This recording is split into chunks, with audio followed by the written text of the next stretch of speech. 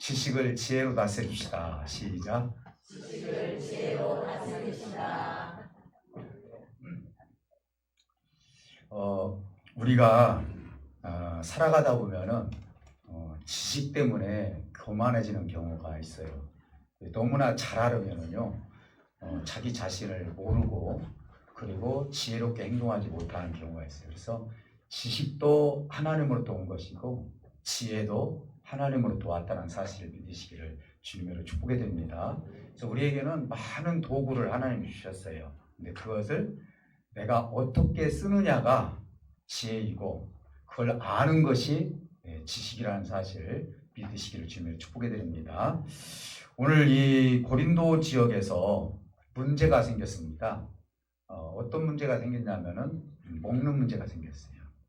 우리가 살다 보면은 먹는 문제가 굉장히 중요하잖아요. 먹고 사는 문제가. 지금이야 우리가 풍성하게 물질만 좀 있으면 먹고 싶은 거 충분히 먹지만은 아마 이때 당시만 해도요, 먹는 것이 거기에 무슨 슈퍼가 있었겠어요? 아니면은 정말 맛집이 있었겠어요? 그래서 하루 세 끼 먹는 것이 굉장히 중요하다고 생각을 하거든요.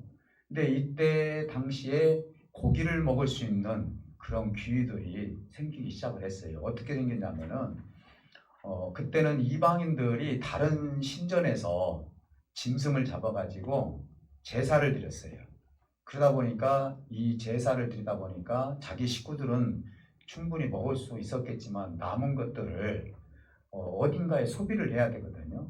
그러다 보니까 이 모든 것들을 이제 시장으로 은밀하게 나가게 되는 것이죠. 그래서 이 지금 먹는 고기가 지금 무슨 신에게 드렸는지 그걸 모르고 사서 먹을 수가 있는 거예요.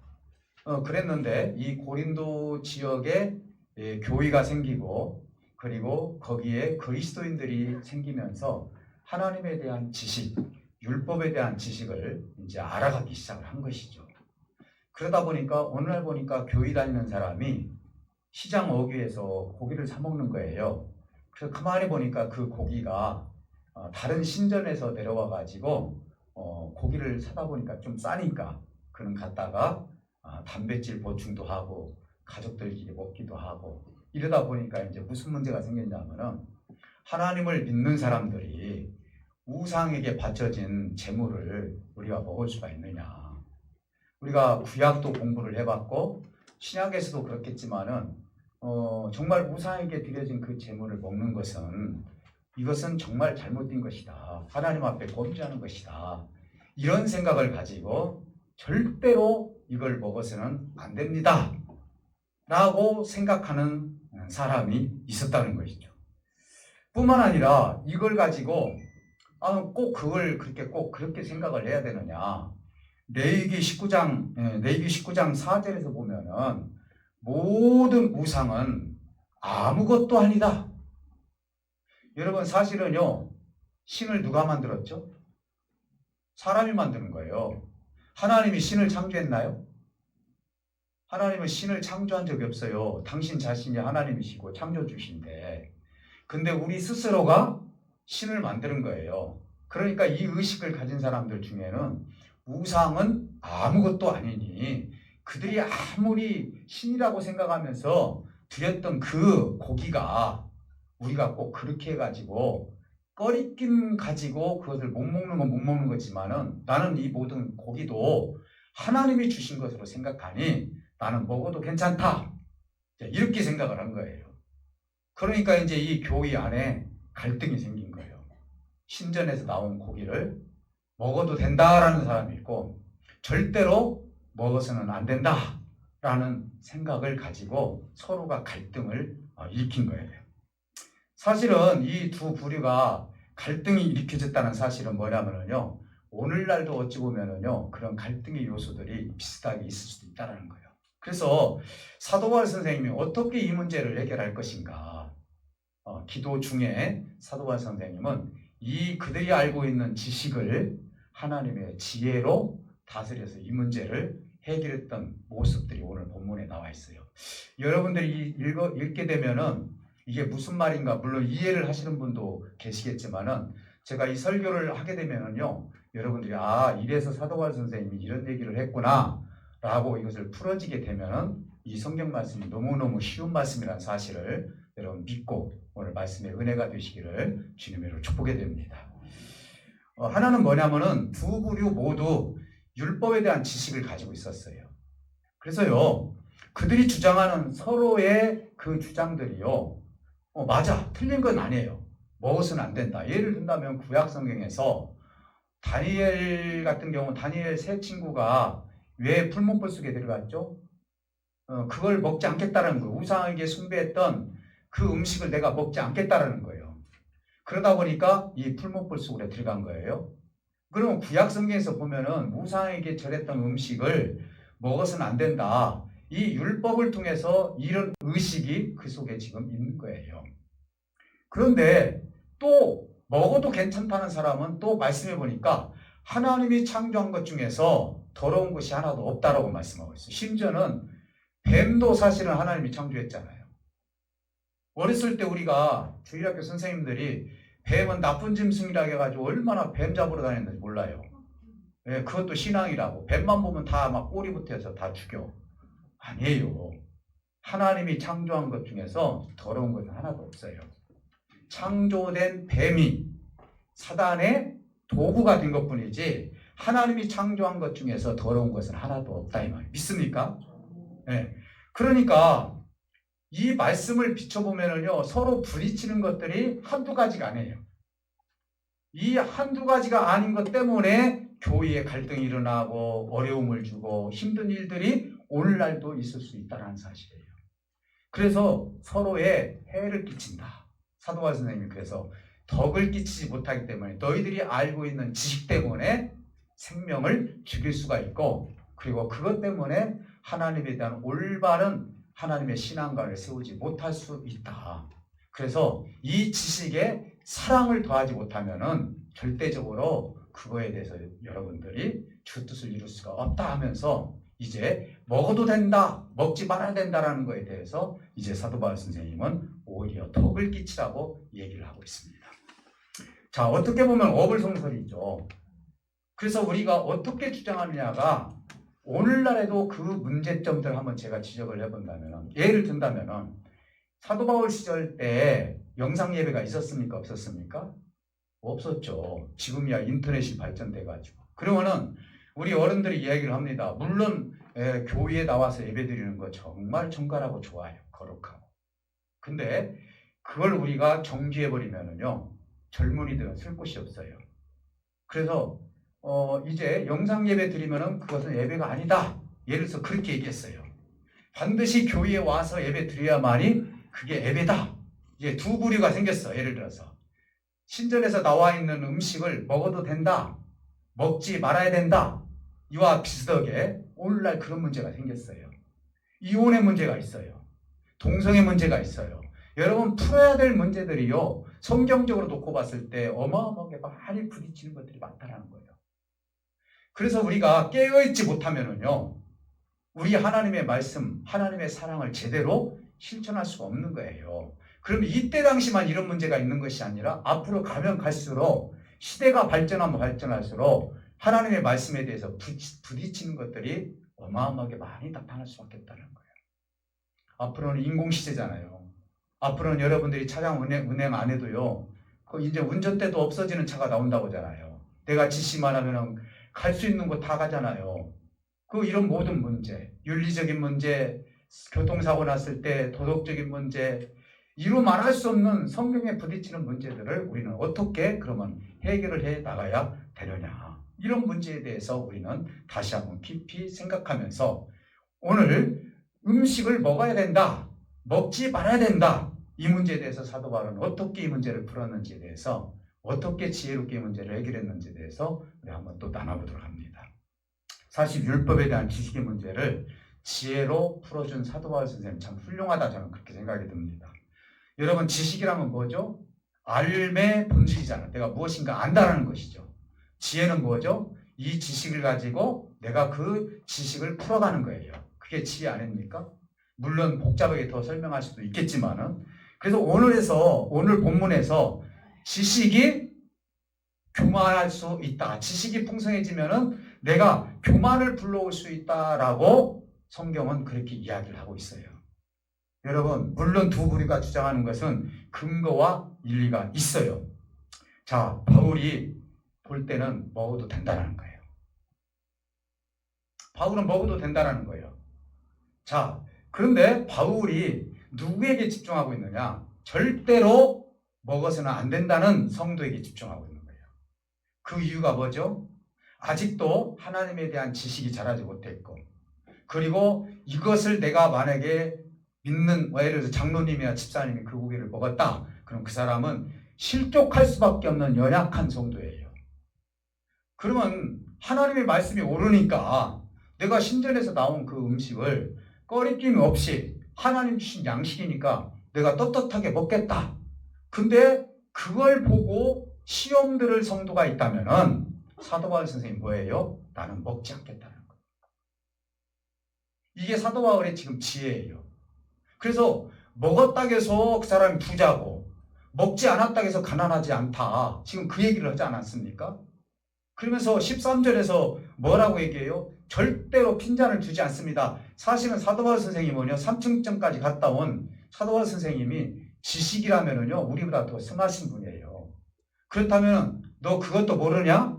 하면서 핀잔 두지 않았어요. 그리고 그거에 대해서 실족시키지 않았어요.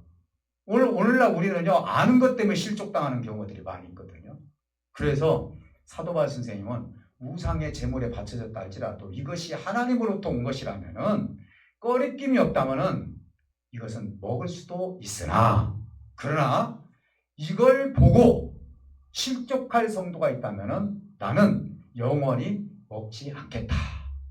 13절에 그렇게 기록되어 있어요. 제가 한번 읽어보겠습니다. 만일 음식이 내 형제를 실족하게 한다면 나는 영원히 고기를 먹지 아니하며 내 형제를 실족하지 않게 하리라. 그렇잖아요.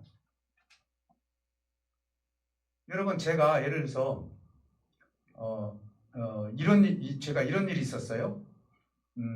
삼복동에서 교회 생활을 하면서 어떤 집사님 남편이 일을 실컷 하고 오셔서 이제 수요일 날인데 일찍 좀 밥 좀 챙겨주고 이렇게 불평불만이 있었던 거예요.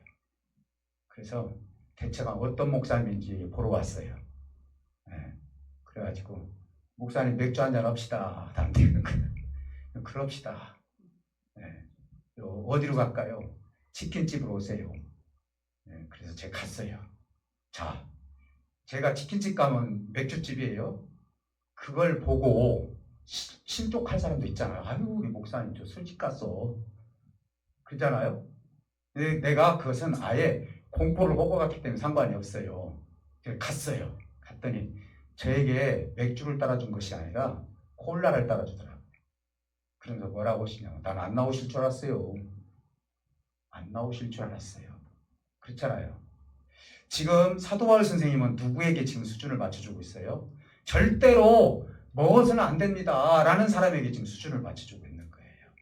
그래야만이 이 성도가 장성한 분량까지 자라면서 나중에 지금 생각해보니 먹어도 되는구나.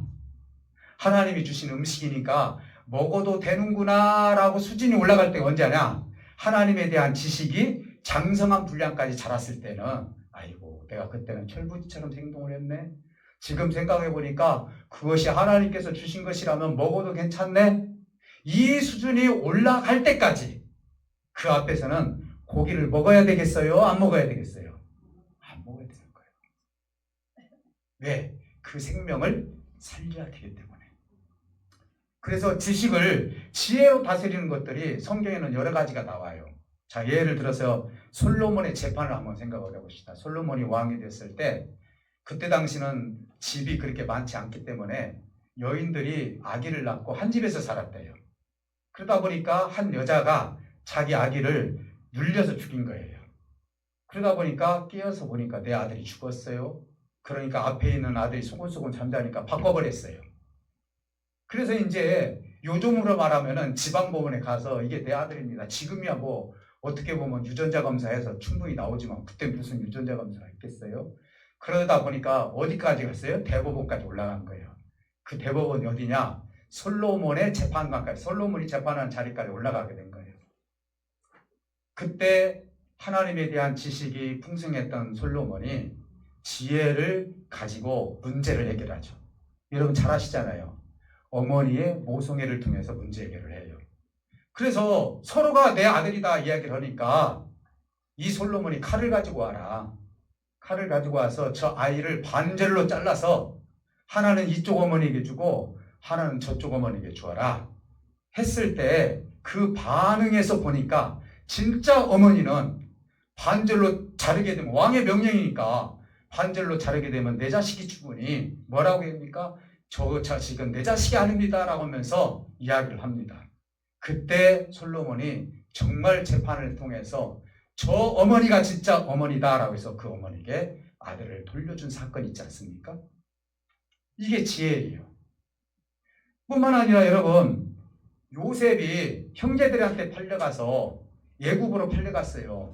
여러분 한번 생각해 보세요. 요셉이 팔려갔을 때 얼마나 억울해요? 지금으로 말하면은요, 이것은 인신매매를 당한 거예요. 너 두고 봐라. 내가 반드시 너를 내가 이기고 말 것이다. 너희들 내가 원수를 갚을 것이다. 이를 갈면서 사는 것이 아니에요. 요셉의 지혜는 뭡니까? 요셉은 이런 지혜를 가지고 있었어요. 내가 비록 팔려서 지금 애굽으로 왔지만은 여기는 분명히 하나님의 뜻이 있을 것이다. 이런 생각을 하면서 보디발의 집에서 충성을 다했죠. 그리고 오해를 받고 어디로 갔습니까? 감옥으로 들어갔어요. 감옥으로 들어갔을 때 그 간수장을 통하여서 이제 여러 가지 사람들을 소개를 받는데 떡 맞던 관원장과 술 맞던 관원장에 대해서 꿈에 대해서 해석을 주었는데 그 해석을 너무나 잘해준 거예요. 그런데 사실은 바울왕이 애굽의 바울이 그 어떤 꿈을 꿨냐면은 살찐 송아지에 대해서 꿈을 꿨는데 이 문제를 해결하지 못하는 거예요. 그 문제를 해결했죠. 이것은 7년 풍년이고 7년 흉년입니다. 라고 하면서 그 문제를 해결해서 7년 동안 농사한 것을 다 창고에다 들여놓고 흉년 때 그걸 다 나눠주면서 왕이 그 명예를 가지고 정치를 잘한다라는 그런 칭찬도 받을 정도로 이제 그 명예가 높아졌어요. 그래서 애굽의 총리가 됐어요. 여러분 생각해 보세요. 이 요셉이 생각할 때는 옳지 잘 됐다. 그러면 우리 아버지 집에도 흉년이 왔으니까 반드시 그곳에도 나에게 찾아올 것이다. 라고 그런 기대를 했습니까? 그리고 오기만 하면 내가 반드시 그 벌을 내릴 것이다. 그런 생각을 했어요? 아니죠. 아니나 다를까 형제들이 왔습니다. 알고 보니까 형제들이 음식이 없어서 음식을 구하러 온 거예요. 그때 요셉은 잘 알았죠. 아, 저들이 내 형제구나. 그래서 결국은 나중에 어떻게 됩니까? 요셉의 고백을 통해서 우리가 그의 지혜가 얼마나 능한지를 알 수가 있어요. 형님들, 여기에 먼저 보내주신 분은 하나님이 먼저 보내주셨습니다. 당신들이 팔았다고 하지만은 하나님이 먼저 보내주셔서 이때를 하나님께서 아시고 이때 풍년을 들게 하시고 흉년을 통해서 우리 형제들을 구원하라고 나를 먼저 보냈으니 이것이 하나님의 은혜입니다 라고 하면서 어때요? 이 모든 것 애굽으로 팔려갔지만 그걸 지혜롭게 해결을 해서 형제들까지도 다 구원하는 심지어는 70여 명의 자기 식구들이 애굽으로 왔던 그 사건들이 있지 않습니까? 우리는 보통 그럽니다. 네가 나를 팔아먹었어? 내가 이렇게 출세를 하면 내가 반드시 너를 원수를 갚을 것이다. 이렇게 생각을 해요. 그게 아니에요. 성경에는 또 한 가지 있습니다. 포로의 다니엘 느부갓네살 왕과 생각을 했을 때 한번 생각해 보시기 바랍니다. 종으로 왔는데 그때 또 그 나라의 총리가 되지 않습니까? 지방 총리가 되지 않습니까? 그래서 느부갓네살을 통하여서 오히려 하나님 나라를 건설하는 다니엘의 모습을 볼 수가 있어요. 생각해 보세요. 종으로 왔는데도 이제 그 지혜를 발휘를 해서 하나님이 주신 지혜를 통해서 그 나라가 포로가 끝난 뒤에도 하나님께서 그 나라에 하나님의 영광을 위해서 나라를 위해서 보내줬다는 사실을 통해서 다니엘이 결과적으로 하나님의 뜻을 이루었던 사건이 있습니다. 한 가지만 더 봅시다. 나발의 실수입니다. 여러분 사실은 다윗이 사울왕에게 쫓김을 받았을 때 이제는 반드시 다윗을 죽여야 된다 생각을 했을 때 이제 다윗은요 300여 명의 군사를 이끌고 돌아다니면서 포도원을 갖다 보호해 주었어요. 그때 나발의 포도원 집을 보호해 줬어요. 그래서 이제는 나발에게 찾아가서 종을 지켜서 찾아가가지고 어떤 이야기를 합니까? 우리에게 먹을 것을 좀 공급해 줘라. 내가 너희의 포도원을 다 지켜주지 않았느냐? 라고 했을 때 이 나발이 헛소리하지 마라. 너는 지금 사울왕에게 쫓기는 사람 아니냐? 그러니 내가 너한테 줄 것이 없다. 라고 하면서 거부를 해버린 거예요. 이 소리를 다윗이 들었습니다. 다윗이 화가 나가지고 어떻게 합니까? 저 나발을 반드시 내가 처리할 것이다. 그래서 군사를 이끌고 나발의 포도원의 집을 향해서 온다는 소식을 아내 아비가일을 그 소식이 들었어요. 아비가일이 들었을 때 이건 큰일 났다. 내 남편이 지금 실수를 했다. 라고 생각을 하면서 가진 음식을 다 순간적으로 만들어가지고 다윗이 오는 길목에 서서 다윗 앞에 서서 이야기를 합니다. 사실 제가 나발의 아내 아비가일입니다. 사실 제 남편이 잘못 생각을 해가지고 이런 실수를 했으니 이제 제가 앞으로 왕이 되실 다윗께서 어떻게 살인을 저지르면 되겠습니까? 앞으로 성군이 돼야 되지 않겠습니까? 하면서 다윗을 높여드립니다. 그러면서 내가 준비한 이 모든 음식을 가지고 왔으니 음식을 잡수시고 용서해달라고 얘기를 해요. 그때 이 남편의 아내 아비가일의 지혜를 통해서 다윗이 너 같은 사람이 어디 있느냐라고 하면서 다윗이 나발을 용서하는 장면이 나와요. 이것도 지혜예요. 여러분 생각해 보세요. 우리는 사실은 남편과 아내가 살아요. 그런데 여러분 아무리 남편이 부족하다 할지라도요. 아내가 남편의 단점을 끄집어내서 세상에 나가서 나발 부르면 안 돼요. 나발처럼. 그렇잖아요. 그래서 그렇게 되면 어떻게 되는 거예요? 자기 남편은요 무시당하는 거예요. 여러분 남편이 좀 부족하다 할지라도 절대로 여러분들은 남편의 단점을 누구에게도 얘기해서는 안 되는 거예요. 혼자 소가림을 할 수 있을지는 몰라도 이것이 하나님의 뜻이라는 거예요. 사랑하는 성도 여러분, 우리 교우들도 마찬가지예요. 우리 교우들도 절대로 교우의 단점 얘기를 한다거나 목사님 얘기를 한다거나 이렇게 얘기를 하게 되면요, 사단은요 이걸 기회로 삼아서 우리를 무너뜨리는 거예요. 지혜가 필요한 거예요. 좀 부족하더라도 좀 연약할지라도 이거에 대해서 하나님 앞에 지혜롭게 그 사람의 대화를 나눌 수 있는 그 은혜가 저와 여러분들에게 있어야 될 줄 믿습니다. 사랑하는 성도 여러분, 이제 지식과 지혜에 대해서 좀 더 쉽게 이제 좀 제가 예화는 잘 안 듣는데 예화를 하나 제가 들어보면 이거 진짜 있었던 일은 아니에요. 지식의 최고봉을 가지고 있는 사람은 아인슈타인이죠. 아인슈타인이 하루는 인도에서 기차를 탔대요. 기차를 탔는데 그 옆에 하필이면은 인도 수학자가 옆에 탄 거예요. 서로 알아본 거예요. 그러면서 이 아인슈타인이 내가 이 세상에서 지식이 최고다. 그러니까 나하고 내기를 걸읍시다. 내가 당신에게 질문을 해서 당신이 맞히면은 나에게 돈을 주고 못 맞히면은 내가 당신에게 돈을 주겠습니다. 이렇게 하면서 돈을 걸었대요. 그래서 이제 아인슈타인은 내가 못 맞히면 500불을 주겠어. 그리고 500불 준다니까 그러면 이 인도 수학자는 나는 당신보다 지식이 적으니까 나는 5달러를 주겠어. 그럼 그렇게 합시다. 자신만만하게 아인슈타인이 문제를 냈습니다. 인도 수학자에게 태양과 지구의 거리가 얼마나 됩니까? 여러분 알아요? 나 지금 모르고 지금 얘기하고 있어요. 보면 찾아보면 있겠죠. 그랬더니 인도 수학자가 나 몰라요 하면서 5달러를 줬어요. 그리고 이제 누가 그 문제를 내요? 인도 수학자가 문제를 내는 거예요.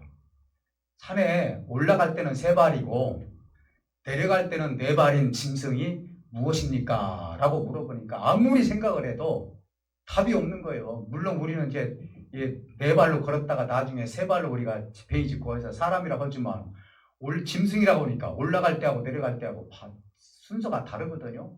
그러니까 나 모르겠다 해가지고 500불을 준 거예요.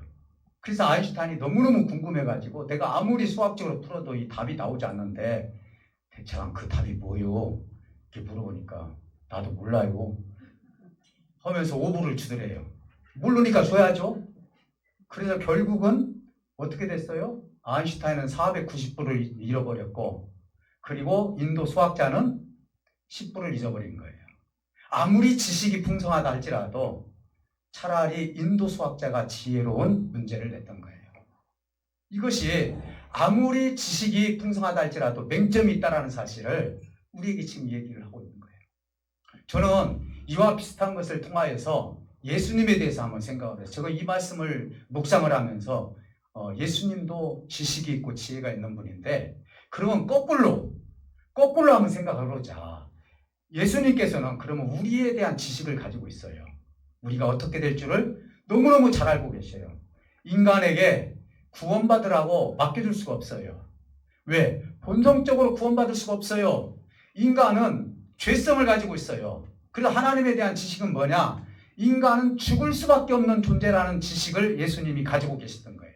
하나님도 알고 계셨던 거예요. 누구의 도움이 없이는 구원을 받을 수 없는 인간에 대한 지식을 가지고 있었던 거예요.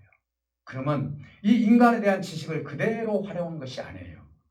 우리 예수님께서는 그렇다면 하나님께서 이 인간을 구원할 수 있는 방법이 무엇이 있을까? 인간은 하나님이 없이는 다 지옥불로 떨어지고 구원받을 수 없는 인간을 어떻게 구원해낼 수가 있는가? 그것이 뭐예요? 하나님께서 육을 입고 이 땅에 오시는 거예요. 이게 하늘의 지혜예요. 하나님의 지혜는 하나님이 인간이 되셔서, 더 큰 지혜는 뭡니까? 우리를 대신해서 십자가에서 죽어주시는 것이, 이것이 바로 하나님의 지혜라는 사실을 믿으시기를 주님을 축복해 드립니다. 사도 바울 선생님은 이렇게 얘기했죠. 세상 사람들은 십자가에서 죽은 저 예수를 통해서 뭐라고 얘기합니까? 저주받아서 죽었다고 하지만은 사도 바울은 십자가의 도는 하나님의 지혜라고 얘기를 하고 있어요. 왜요? 그 십자가를 짊어짐으로 말미암아 죽을 수밖에 없는 우리 존재를 우리 하나님께서 예수 그리스도를 믿음으로 말미암아 하나님 나라로 영생할 수 있는 길을 열어주셨으니, 오늘 지식을 통해서 우리에게 하늘의 지혜를 발휘해 주셨는데, 그 지혜가 바로 무엇입니까? 십자가의 죽음이라는 거예요. 사랑하는 성도 여러분, 바울은 너희들이 아무리 이 말이 맞다 틀리다라고 얘기한다 할지라도 먹어야 된다, 먹지 말아야 된다, 이것 가지고 덕을 쌓지 못하면은 절대로 둘이가 다 갈등을 일으켜서 죽을 수밖에 없다. 그래서 뭐라고 합니까? 지식에 사랑을 더해라 그랬어요. 내가 하나님에 대한 지식을 알고 있다면은 거기에 뭘 더하라고요? 사랑을 더할 때 진정한 지혜를 가지고 하나님의 뜻을 이룰 수 있는 거예요. 하나님은 우리 인간이 어떤 인간이고 죽을 수밖에 없다는 지식을 가지고 있었지만은 거기에 무엇을 더했습니까? 하나님의 아가페의 사랑을 더해 주어서 인간을 구할 수 있는 방법은 내가 육을 입고 이 땅에 오셔서 죽는 것 위에는 없다라는 사실을 알았기 때문에 우리 하나님은요, 지식이 풍성하신 하나님이면서도 우리 인간을 위해서 십자가에서 죽음을 선택해 주셨다는 사실이에요. 이것이 하나님의 지혜라는 거예요. 오늘 우리는요, 죽어야 돼요. 우리 생각이 죽어야 돼요. 우리 마음에 모든 결정되는, 인간이 결정하는 모든 것들이 다 죽여야 돼요. 죽지 않으면은요, 우리는 하나님 앞에 바로 설 수가 없어요. 지혜가 뭔 줄 아십니까?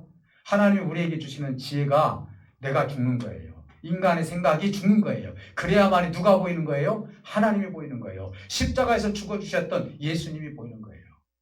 사랑하는 성도 여러분, 그래서 이렇게 얘기합니다. 마태복음 5장 38절에서 39절에 보니까 예수님께서 모세가 한 말을 얘기를 해요. 너희는 눈은 눈으로 갚고 갚으라는 거예요. 이는 이로 갚으라고 내가 들었으나, 그러나 아무리 악한 자라 할지라도 너희는 오른빵을 때리거든 왼빵까지 대주는 지혜가 필요하다. 그게 우리에게 살아가는 거예요. 오늘 우리 성도님들이요, 누군가하고 무슨 얘기를 할 때 만약에 무슨 얘기를 했어요. 그러면 내가 그거에 대해서 더해가지고 이야기를 하게 되면요, 문제가 풀어져요, 안 풀어져요? 안 풀어지는 거예요. 저는요, 누군가가 대화를 할 때요, 문제가 풀어지지 않을 것 같으면요, 제가 그 부분에 대해서는 침묵합니다. 왜요? 그분은 아직도 무슨 생각을 가지고 있어요? 음식을 절대로 먹어서는 안 된다고 생각하고 있기 때문이에요. 근데 나는 음식을 먹어도 된다고 생각하고 있는 사람이에요. 여러분 절대로 그게요 안 풀어지는 거예요. 절대로 풀어질 수가 없는 거예요. 깨달을 때까지. 어떤 분이 이런 얘기를 합니다. 2 곱하기 2가 4인데 2 곱하기 2가 5라고 생각하는 사람이 있었대요.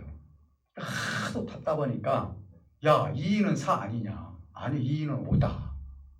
그러니까 이 지식 있는 2는 4라고 생각하는 사람이 하도 답답하니까 그걸 원님을 찾아갔대요. 원님을 찾아가지고 내 말 좀 들어보십시오. 아니 좀 판단 좀 해주세요. 2 곱하기 2가 4 아닙니까? 그렇다. 2 곱하기 2가 5라고 하는 사람이 있는데 어떻게 생각하십니까? 그래서 이제 물어봤대요. 2 곱하기 2가 5라는 사람한테 물어봤대요. 또 지금 그렇게 생각하냐? 그러니까 예 그렇게 생각합니다. 그러니까 원님이 저 사람은 훈방 조치해라 얘기를 하고 2 곱하기 2라고 해서 답을 낸 4라고 답한 사람은 곤장 10대를 때려라 그랬대요. 왜 그러느냐? 그런 문제 가지고 나한테 왔느냐? 이거예요. 2 곱하기 2가 4고 2 곱하기 5가 5라고 생각하는 사람은 절대로 바뀌지 않는다 이 말이에요. 바뀔 때까지 기다려주는 거예요. 이게 뭐예요? 내가 음식을 먹어서는 안 됩니다 라고 생각하는 사람은 음식을 먹을 수 있을 때까지 기다려주는 거예요. 그분을 살리는 길이에요. 그래서 네가 그 2 곱하기 2가 또 맞는 얘기지만은 앞으로는 그런 일이 있다면은 그걸 가지고 나한테 찾아올 필요가 뭐가 있겠느냐. 그거예요. 좀 우리가 생각할 때 목사님 아유 답답해 죽겠어요. 저 사람은 변하지 않아요. 왜 자꾸 헌답해 놓고 않고 그리고 내가 나한테 이렇게 신앙생활을 헌답해 놓고 안 하고 막 이렇게 자꾸 이제 예를 들어서 문제를 얘기를 해요. 그러면 누가 열대 맞아야 돼요? 나한테 잃는 사람이 열대 맞아야 되는 거예요. 네. 기다릴 줄 알아야 돼요. 기다리세요. 기다려야 돼요. 변하지 않는 사람은요, 하나님이 변화시킬 때까지 기도해 주는 거예요. 장성한 분량까지 자랄 수 있도록 기도해 주는 거예요. 이것이 하나님의 지혜예요. 사도 바울 선생님도 그래서 음식을 절대로 먹어서는 안 됩니다라고 생각하는 사람 앞에서는 내가 그 사람을 실족시키지 않기 위해서는 나는 절대로 음식을 먹지 않겠다. 먹어도 된다고 생각을 하고 있어요. 그럼에도 불구하고 그 생명을 살리기 위해서. 우리 교회에 연약한 성도가 있습니까? 우리 교회에 하나님에 대한 지식이 좀 부족하신 분 있어요? 무시하지 마시고요. 그분이 장성한 분량까지 자랄 때까지 기다려주시고 하나님께서 나한테 지혜와 진리를 말씀을 주셔가지고 알았습니다. 내가 하나님 말씀이 이거인 줄 내가 이제 깨달았습니다. 라고 그랬을 때는 이분이 장성한 분량까지 자라기 때문에 가면 갈수록 주님의 뜻을 이룰 수 있는 인물이 돼가는 거예요. 근데 내가 만약에 사도 바울 선생님 핀잔 두지 않았잖아요. 야, 너 그것도 몰라? 이걸 이렇게 얘기해? 사람들 앞에서 그렇게 얘기하면은요, 그건 부끄러워서 못 나와요. 부끄러워서. 그렇잖아요. 절대로 우리는요, 그 사람 앞에 부끄러움을 당할 수 있도록 그렇게 핀잔을 줘서는 안 되는 거예요. 그분이 살아 움직일 수 있도록 하나님의 은혜가 장성한 분량까지 자랄 수 있도록 격려해 주시고 알려주시고 기도해 주시고 그러면서 자랄 수 있도록 기다려 주셔야죠. 그래서 우리는요 너무 아는 체하는 것도 문제가 되는 거예요. 믿습니까? 좀 모르는 사람한테도 나도 그 정도밖에 몰라 하면서 좀 더 수준을 맞춰서 그 생명을 살려갈 수 있는 저와 여러분들이 되시기를 주님으로 축복해 드립니다. 사랑하는 성도 여러분, 그래서 오늘 이 말씀을 통해서 우리가 예수님은 구약의 법을 아무리 가지고 있다 할지라도 그 법을 통하여서 하나님의 사랑의 은혜를 나타날 수 있는 그 삶이 그 삶 속에 있기 때문에 하나님의 지식을 통해서 하나님 지혜를 우리에게 허락해 주심으로 열매를 맺게 주신 거예요. 저는 이제 마지막으로 이 얘기를 하나 하고 마치도록 합니다. 여러분 유명한 최수종 씨 아시잖아요. 하이라 씨하고 결혼해서 살고 있죠. 네. 그분 내가 하이라 씨 간증을 한번 들어봤어요. 간증을 들어봤는데 사실 그분들이 둘이 결혼을 할 때는요 몇 달 못 살고 이혼할 것이다 이렇게 생각을 했대요. 왜 그러느냐? 최수종 씨는 독실한 기독교 신자예요. 하이라 씨는 독실한 불교 신자예요. 그래서 그 두 분이 신앙생활을 하는데 절대로 최수종 씨가요 강조하지 않았대요. 어디에 맞춰주었느냐? 하이라 씨한테 맞춰줬대요. 여보, 오늘 불경대로 가야 되는데 나 좀 태다 줄 수 있어? 뭐 가? 자기 자가용 타고 갑니다. 기다리다가 점심시간이 되면은 그 사찰에서 음식 준비했으니까 가서 식사 같이 함께 합시다 하면은 가서 식사하러 들어간 거예요. 거기 가서 기도도 하지 않았어요. 캐리 거기서 기도하면은 당신 나 지금 스님들 앞에서 뭐 지금 그 자존심 세우려고 그래? 혹시 그런 얘기 들을까봐 맛있게 먹었던 거예요. 남편이 가는 곳곳마다 그 사람이 하고자 하는 대로 다 했다는 거예요. 그래서 야 우리 남편이 이렇게 해주니까 좋다라고 하면서 한 번도 교회 나가자고도 얘기지도 않고요. 하나님이 어떤 분인지도 가르쳐주지도 않았대요. 그런데 어느 날 하나님께서 하이라 씨를 찾아온 거예요. 하나님을 만나버린 거예요. 그때 눈물 콧물 빼면서 자기 남편이 지금까지 기다려준 거에 대해서 나의 수준을 맞춰줘서 하나님을 알 때까지 당신은 그 불교 신전에 가가지고 그렇게 한 것이 얼마나 뭐 좋겠어요? 그럼에도 불구하고 그곳에 찾아가서 당신이 나의 비율을 맞춰주고 수준을 맞춰준 거에 대해서 감사하면서 하이라 씨가 간증을 하는 걸 제가 들었어요. 사랑하는 성도는 한 사람만 더 얘기하겠습니다. 나이엘트라는 사람인데요. 놀라운 사실이 하나 있어요. 이번 노르웨이 선교사님이에요. 이 노르웨이 선교사님이요. 중국으로 이제 선교로 갔어요. 선교로 갔는데요. 가서 보니까 맨 불교예요. 그래서 자기도 스님이 된 거예요. 그냥 겉으로 스님이 된 거예요. 가서 제가 저 스님들은 무슨 공부를 하는가라고 하면서 들어가서 같이 불경 공부를 한 거예요. 이 소식을 노르웨이 선교센터에서 아는 거예요. 그래서 나이엘트한테 전문이 왔어요. 우리는 도무지 당신이 선교사라고 난 생각하지 않는다. 어떻게 그렇게 다시 스님이 돼서 불교로 가가지고 그렇게 할 수가 있느냐 라고 하면서 오늘부터는 선교비를 보낼 수 없습니다. 설명을 해도 모르니까. 그래서 결국은 선교비를 받지 못하고 자비량으로 이 사람 저 사람을 통해서 선교하기 시작합니다. 그러다 보니까 그 안에서 기독교 정신, 예수님이 누구인지를 가르쳐주기 시작한 거예요. 그래서 1930년도에 홍콩으로 가가지고 홍콩에서 경푼산이라는 그 교회를 졌어요. 그 경푼산이라는 교회를 졌는데 그곳에서 스님들을 불러 모아놓고 같이 설파를 하는 거예요. 석가모니가 얘기한 것부터 시작을 해서 또 예수님이 하신 얘기부터 해서 하다 보니까 예수님이 하신 말씀이 더 그들에게 은혜가 됐던 거예요. 거기다 대고 성령이 임해버린 거예요. 그래서 그 선교사님을 통해서 약 70여 명의 스님이 누가 됐어요? 기독교인이 된 거예요. 하나님을 믿는 사람이 된 거예요. 저는요, 어떻게 보면 나이힐트라는 이 선교사님이 마침 예수님이 하늘에 계셨다가 이 땅의 수준을 맞추기 위해서 인간의 몸을 입고 이 땅에 오셔가지고 우리와 같은 성향을 갖게 해주시고 그리고 십자가에서 죽기까지 우리를 구원해 주신 그 모습이 나이힐트가 예수님이 오신 모습이 무엇인가를 알았기 때문에 그 불교 신전으로 들어가서 그들을 구원했던 그 모습들을 통해서 봤을 때 우리가 겉모양으로 보면은 그 사람은 불교 신자였던 것 같지만 하나님의 진리의 말씀을 그곳에 전함으로 말미암아 많은 생명을 구원해냈던 그 훌륭한 선교사님의 모습을 통해서 우리가 아무리 지식이 풍성하다 할지라도 우리가 살아가는데 지혜가 필요하다는 사실을 깨달을 수가 있다는 사실입니다. 우리 말씀을 통해서 우리 교우들은요 진짜 하나님의 말씀을 통해서 아무리 지식을 풍성하게 깨닫다 할지라도 그 지식을 잘 쓰시기를 주님으로 축복해 드립니다. 그래서 참으로 지혜로운 그래서 그 지식의 사랑을 더해서 하나님의 구원의 반대를 쓸 수 있는 저와 여러분들이 되어서 한 사람도 우리 군산열린교회에서는 실족되는 일이 없도록 그래서 하나님이 보내주신 어떤 생명도 세상으로 보내지 않도록 그래서 하나님의 진리의 말씀을 깨달아서 하나님의 뜻을 이루어갈 수 있는 저와 여러분들이 되시기를 주님으로 축복해 드립니다.